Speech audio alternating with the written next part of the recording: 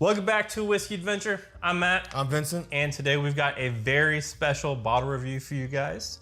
This is the brand new Found North Goldfinch. And funny enough, we did I was in the media session on Tuesday. He's got stuff going on during the week, like work and stuff. Yeah. So he's not able to make it over in time for that. So we had the media session on Tuesday. They weren't able to get samples or media samples out for everyone. I didn't have it by then, so I figured we probably weren't getting one. And then this kind of just showed up at my doorstep last night. And so I was really surprised. So really excited to get into this. If you guys don't know about this, this is one of their high altitude whiskeys. That's what they like to call it. So I've got a bunch of information here. Just want to make sure I don't miss anything. And you can find all this information for yourself. I'll put it in the link of the description of this video if you want to go look, but you can also just Google Found North Goldfinch and it's probably going to be like the first result. But this is a blend of 36 barrels. It is 15 to 20-year-old whiskeys finished in sauternes, cognac, and new American oak casks. And those are actually Kelvin barrels that were seasoned outside. They didn't say how long they were seasoned for, just that they were seasoned Kelvin barrels. This is coming in at 58.1% ABV or 116.2 proof. And I'm gonna call it a blend bill. It's not really mash bill, it's more of a blend bill, but it's 91 corn, 8 rye, and 1 malted barley. Non-chill filtered, and here we go. So we got 15-year corn and new American oak, 22-year corn and new American oak, 20-year corn and used American oak, 22-year corn and used American oak, and 20-year rye and used American oak. And so I will say they were very adamant about making sure that the bottle is allowed to air out a little bit once we received the samples. So it did sit open for about 30 minutes, guys. Just, want to make sure I'm following the instructions properly. Maximum enjoyment. Yeah, exactly. But without talking too much more, let's get into the notes here, see what we got.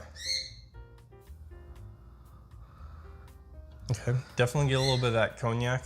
I haven't had sauternes. Well, that's a lie. I've had like a sip of it. I actually bought one from Total Wine a while ago, and I didn't like it, so I just gave it away. But I don't find those off-putting notes in sauternes finished whiskey. Granted, I have not had many. It was probably my second. Okay. And one thing that Sammy was talking about was how the really nice thing is that you can kind of blend or finish the whiskey in a way to take away those notes that he doesn't like from the sauternes. So that's kind of what they were going for. They were also taking into account the viscosity that the sauternes finish would add and stuff like that, and the sweetness and everything. So a whole lot of stuff really went into this blend. Yeah, sounds like it. But it does smell like white wine. So that white wine, that little bit of cognac with it. Yeah. Roll my glass.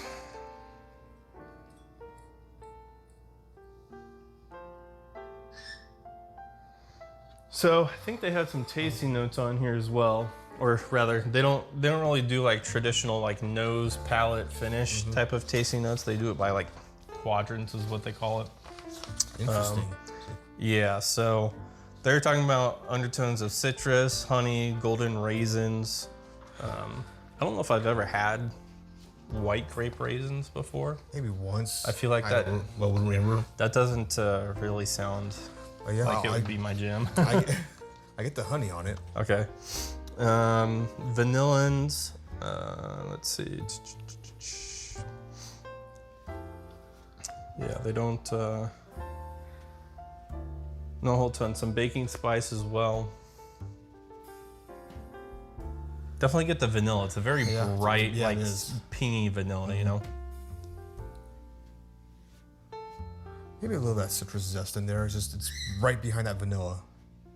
Vanilla kind of masks it in a way. For me, it's at the top, but it's like it's very lemony. It's not. Yeah, there's like no lime or orange or anything. Orange. The hell's an orange? Hybrid fruit, maybe. Lemon and an orange. There you go. I'd actually fuck with that pretty bad. I'm not gonna lie. It's very approachable on the nose. It's like the proof wise, it doesn't burn your nose at all. All right, shall we? Let's go into palate.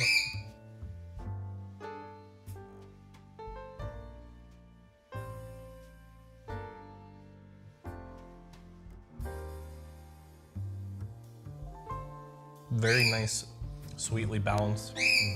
You get that sweetness from the start all the way to the finish, and it really carries through. I definitely, they said just regular custard, but I'm getting like a lemon custard on it. I got some lemon notes with it. Yeah. Yeah, definitely sweet from start palate all the way to the finish. Yeah. For me, it is a little warm going down. Okay. This is your first pour of the day. That could be that too. I've had a pour, so I've been warmed up a little bit.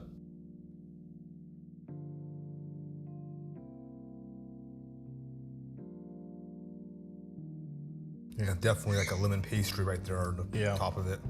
I really like the finish too. It's very much like it's like a full mouth experience on the finish. It's honestly, it's not so much in the back of the palate though. It's kind of like front to mid. Yes. Yeah, exactly. It's all up there, right up in front. Yeah. Here's the party. Let's go and enjoy it. Yeah, and it lasts a long time. It's really good. Let's go in for one more sip.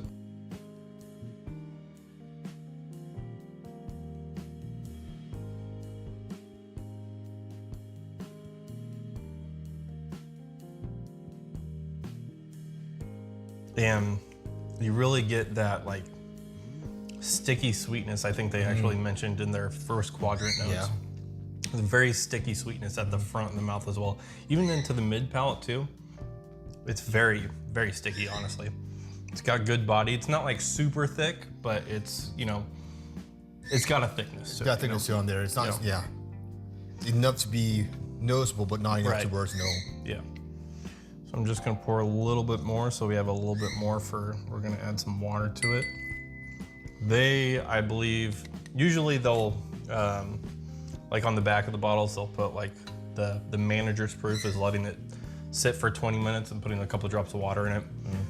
Like I said, it already sat open for 30 minutes in the bottle, so we're just gonna do the couple of drops of water here, see what that does to it.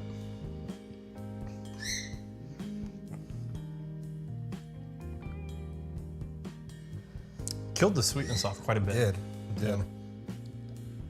Got more of a spice coming through. Okay. Getting some of that rye. Yeah, it could be the rye. Yeah, I see what you're saying. A little bit of like a white pepper. Okay.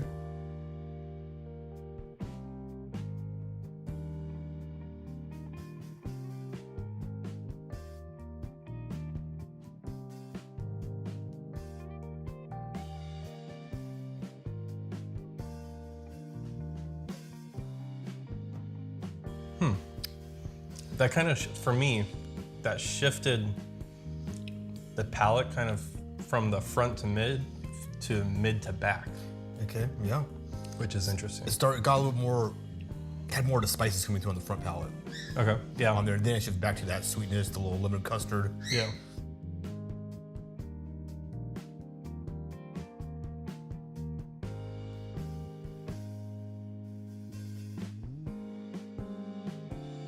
It's kind of like it's a different kind of sweetness though. It's like almost like a simple syrup type of sweetness, you know? I would definitely say I prefer it without the water, but it's still very good with the water. Exactly, it's good both ways, but without the water it has a few more points on it for me. Right, yeah. Let's do one more thing, just for fun. Let's compare it real quick to the Batch 11 18 year, just because, you know, it's right there. Right there, why not? Yeah, they're the same cost. I believe MSRP on these is, I think their MSRP is pretty much always about $150. And that was one thing that I asked them in the media session was like, how are you guys able to offer such great pricing on such old whiskey at cask strength? And the crazy thing to me was apparently they're only a team of like 7 guys. and they're running. They don't even have, from what I understand, they don't even have their own facility. So they're able to keep costs down that way, which is really cool. Yeah.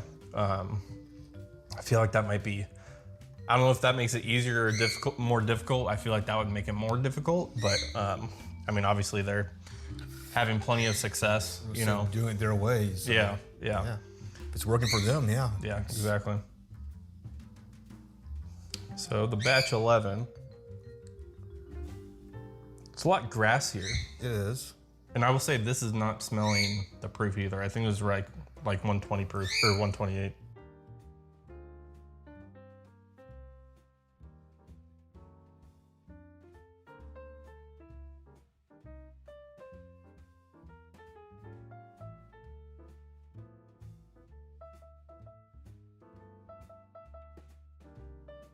It's still pretty good.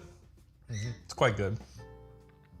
But I do think I like the Goldfinch more. Yeah, I'm liking a lot more. I got a lot more notes on it. I actually like the notes better from the Goldfinch. Yeah. It's a little more interesting. More interesting. More going on. Yeah. I personally like limited notes myself. Okay, yeah. So that kind of helps it. Yeah. Yeah, really, really good. I think usually these high altitude bottles that they do are typically what end up being my favorite from theirs. Just because I really love finished whiskey in general. And I think these like used oak type of whiskey profiles tend to play really well with many different types of finishes. But yeah, overall I'd give this probably like an 82. What do you think?